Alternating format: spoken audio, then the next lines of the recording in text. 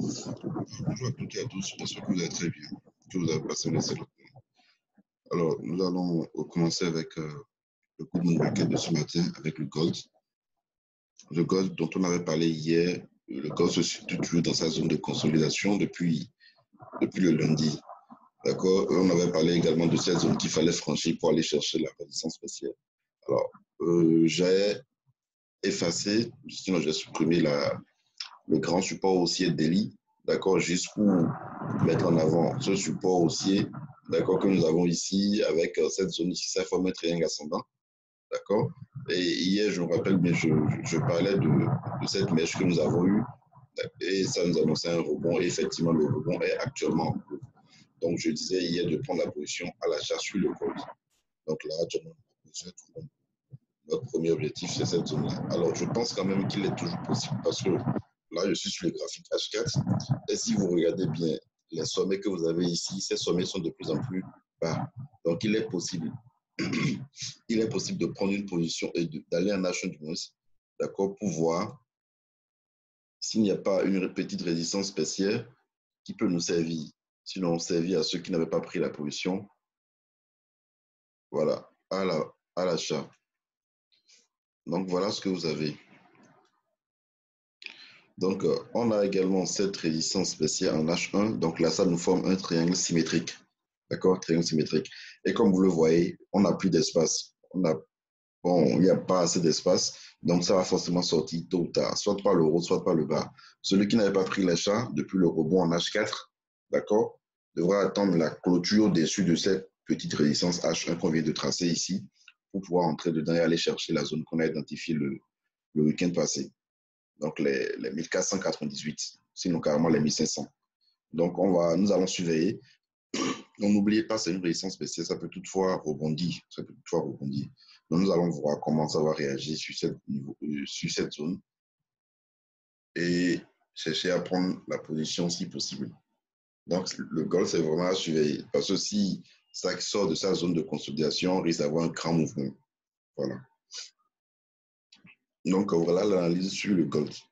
Donc c'est vraiment à surveiller au cours de la journée. Alors je continue avec l'euro-dollar. Alors, l'euro USD a réintégré la résistance spéciale Daily dont on avait parlé le week-end. Hier, nous avons eu à tracer cette petite résistance spéciale pour parler de la correction, d'accord? Cette correction ici, je vais voir si ça va former un petit drapeau ou bien un petit biseau.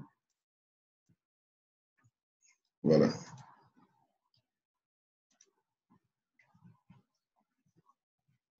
Alors, n'oubliez quand même pas qu'on avait déjà tracé les Fibos le samedi, d'accord? On avait, en tenant compte de ce dernier mouvement, c'était en H4, ce niveau représente les 50% de Fibo et ce niveau les 68% de Fibo.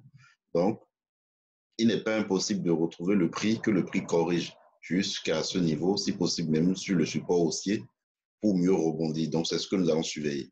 D'accord, c'est ce que nous allons surveiller. N'oubliez pas, ça peut ne pas également revenir et repartir. Donc, comme je vous l'ai dit, je viens rapidement en H4.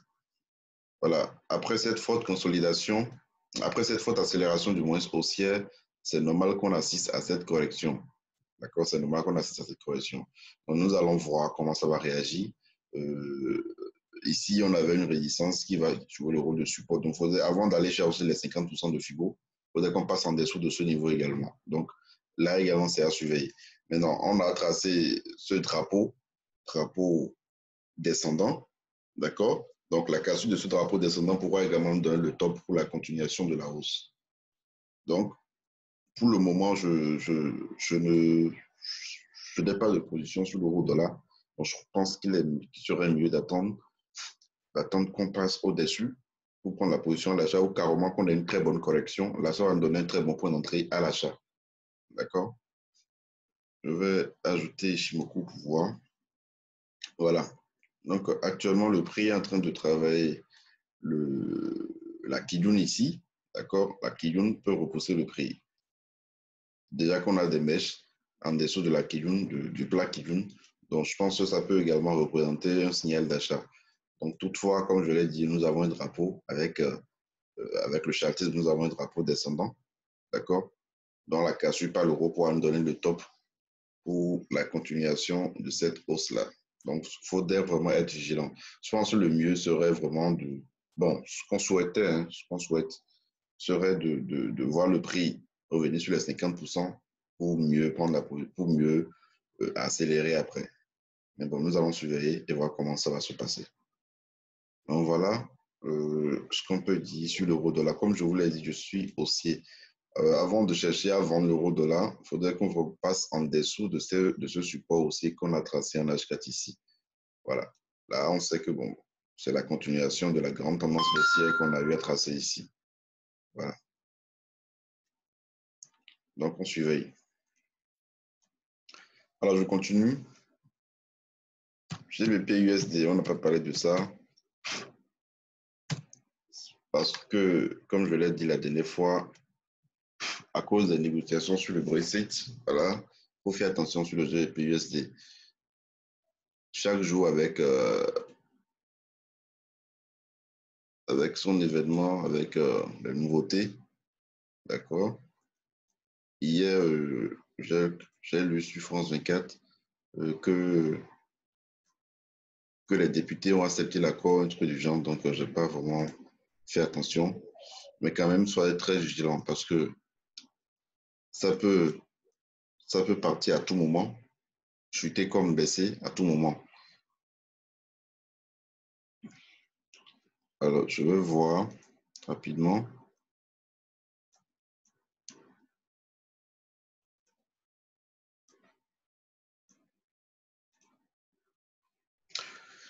Alors, chez BPUSD, vous avez cette zone de résistance, d'accord, qu'on avait matérialisée en temps.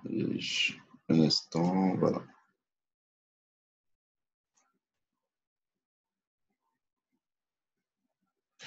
Qui peut maintenant jouer le rôle de support, d'accord, vu que ça a déjà été cassé. Donc, prendre une position à l'achat dans cette zone serait pas mal. Mais comme je vous l'ai dit, prudence, prudence, prudence.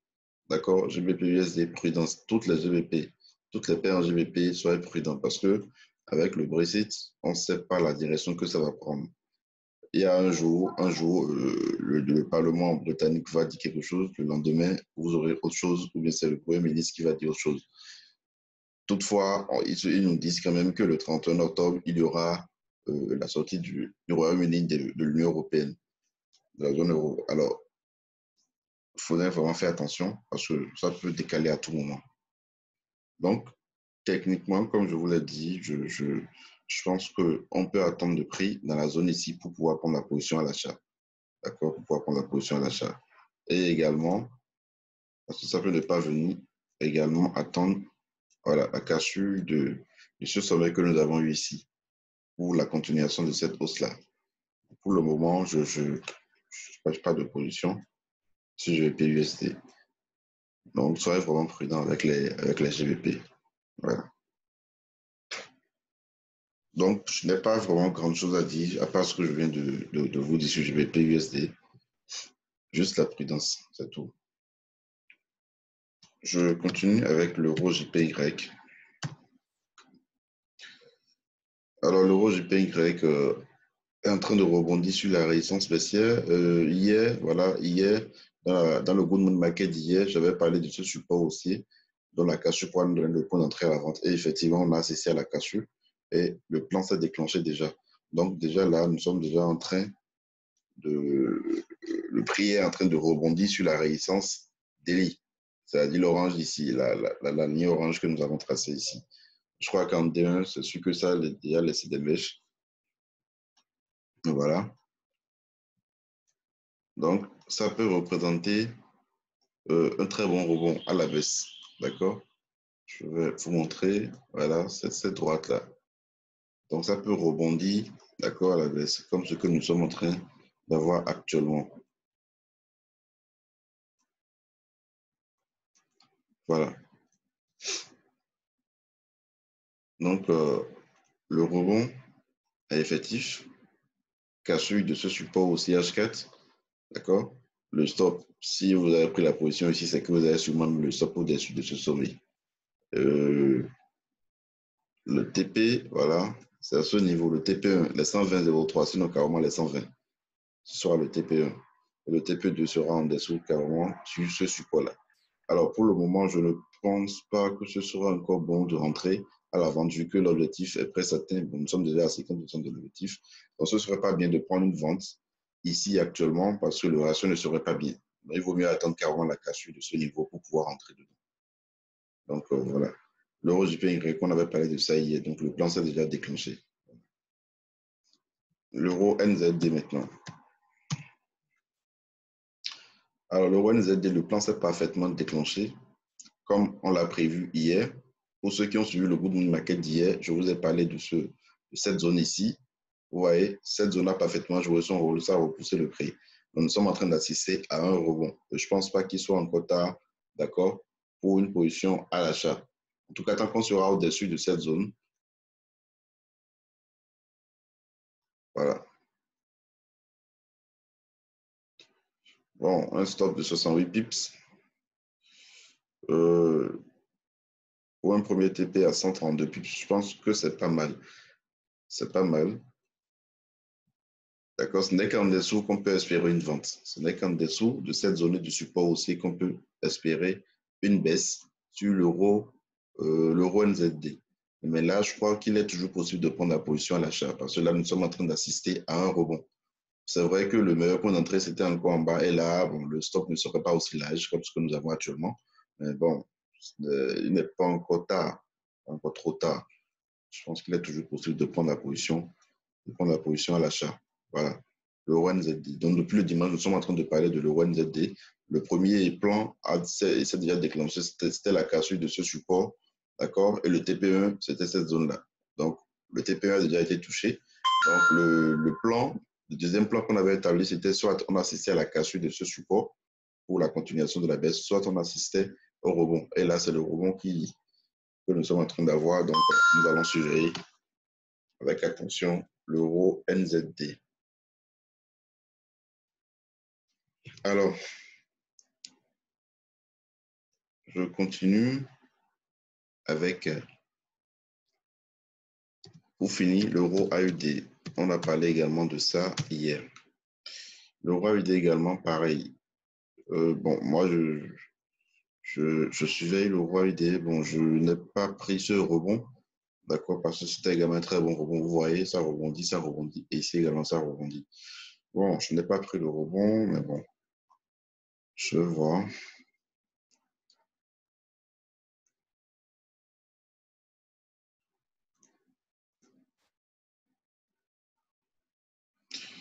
Bon, ce n'est quand même pas mal. Mais bon, je ne pense pas que ce soit un quota pour l'achat. Je pense pas que ce soit un quota pour l'achat, avec un stop légèrement en dessous de ce support-là. Mais je me demande si ce n'est pas un pullback, d'accord? Parce que ça peut aller partir toucher ce support, haussier et redescendre, puisqu'on avait eu une cassure ici. Bon, quand le plan n'est pas vraiment clair, je ne m'attarde pas sur ça. Quand la configuration n'est pas claire, je ne m'attarde pas sur ça. Parce que là, déjà, c'est un biseau ascendant, ça a été cassé, d'accord? Le premier TP a été atteint, c'est-à-dire le support formé par le dernier creux, d'accord? C'est ça qu'on a toujours dit, le TP1. Il faudrait qu'on passe en dessous pour assister à la continuation de cette baisse-là. Donc, je pense que je serai baissier. Je vais chercher à vendre en dessous de ce niveau. D'accord? En dessous de 1.6207, carrément la 1.62, quoi, 0,0. En dessous, je vais prendre une vente pour aller chercher le prochain objectif, la 1,6164. Donc, voilà. Voilà mon plan sur euro AUD. Alors, c'est tout ce que j'ai prévu pour aujourd'hui. Je vous souhaite une excellente journée de trading.